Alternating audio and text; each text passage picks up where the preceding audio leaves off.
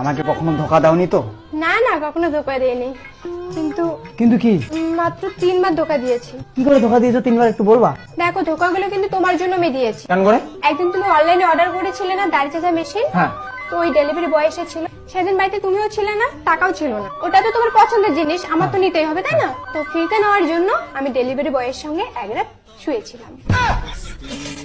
এই দ্বিতীয় ধোকা কি করে দিলা? দ্বিতীয় ধোকা, রাস্তায় তুমি একদিন মদ খেয়ে পড়েছিলে না, 5টা পুলিশ তোমাকে অ্যারেস্ট করতে এসেছিল। তোমাকে বাঁচার জন্য একটা পাট ক্ষেত ছিল পাশে, 5টা পুলিশকে সার্ভিস দিয়েছিলাম। দাঁড়াও, তারপরে 3 নম্বর ধোকা কোনদিন দিলা সেটা বলো আগে। তুমি তো লোকাল ট্রেনের টিকিট চাকরি করো। হ্যাঁ, সেটা তো সবাই জানে, তুমিও জানো, আবার নতুন করে বলো কেন? তুমি আর একদিন সব প্যাসেঞ্জারের টিকিট হারায় ফেললা। হ্যাঁ, তোমাকে ফোন করে জানালাম। ওই প্যাসেঞ্জার গুলো তোমার প্রতি খুব রাগ হয়ে গেছে। ওই সমস্ত প্যাসেঞ্জারের রাগ ভাঙার জন্য আমি সবাইকে সার্ভিস দিয়েছি।